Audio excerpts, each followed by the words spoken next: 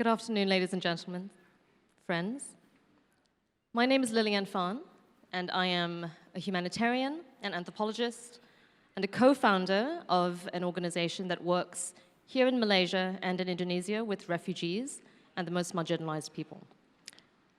What I would like to talk to you about today is actually really about the role of youth. What kind of role can youth play in a world that is facing so many unprecedented challenges?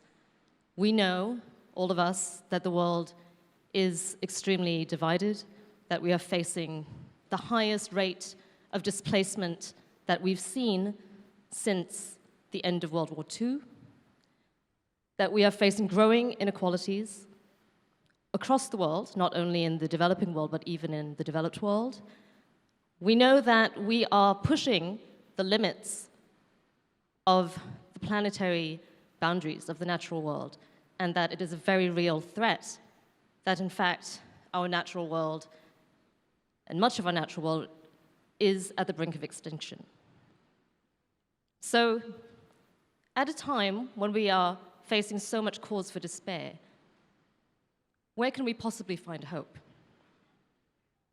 Imagine if you were a child born and raised in a situation like this.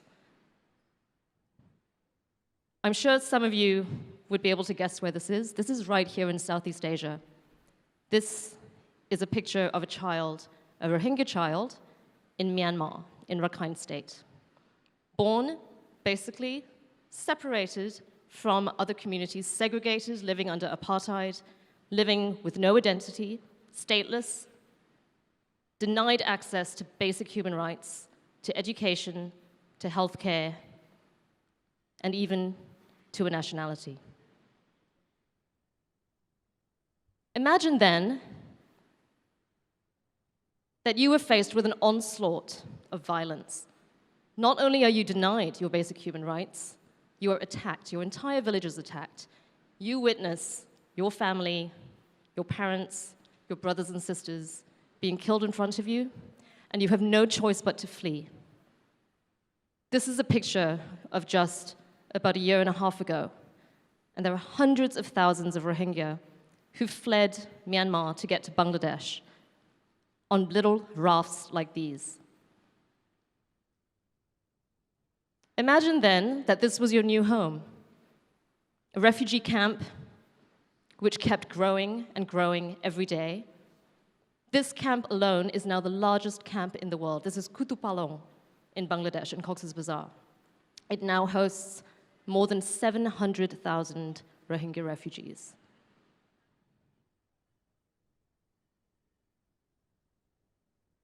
In a place like that, in Kutupalong, you have no education as well. It's not only in Myanmar, but life as a refugee, you are also denied education. There was a boy who was born in one of these camps in Bangladesh who had a dream to become a doctor.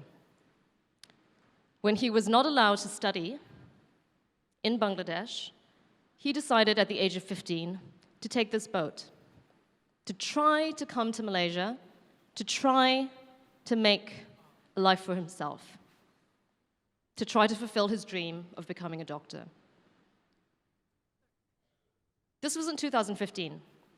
This boat was pushed back and forth between Thailand and Malaysia and Indonesia multiple times. Finally, it was rescued, not by international organizations, not by any governments, but by poor fishermen from the province of Aceh in Indonesia. Many people did not survive. This is an actual picture taken by my team in Aceh. Very devastating. But this boy, whose name is Hassan, he was also one of the survivors. He was as thin as a skeleton because he had been at sea for about 3 months. But because he had had a little bit of education when he was in the camp in Bangladesh, informal camp education, but he was so determined to learn. He spoke English, of course his own Rohingya language, but he also spoke Bengali because he had been determined to learn the language of his host country, when he lived in Bangladesh. And he was the only one on that boat who spoke all 3 languages so he could become an interpreter for the local hospital. The local hospital in Aceh gave him his own room, and he became their asset for 3 months, helping them to interpret for all the other refugees and migrants who were on that boat. This is Hassan, still in Aceh. This was him in the camp a few months later. And my organization saw that he had incredible leadership potential. He started English classes in the camp for youth, because the only English lessons and Indonesian lessons that were being given in the camp were for children, and he said, we have to invest in youth. So we started teaching them. He came up to me and said, sister, please just give me books. All I need is books, and we'll be able to teach them.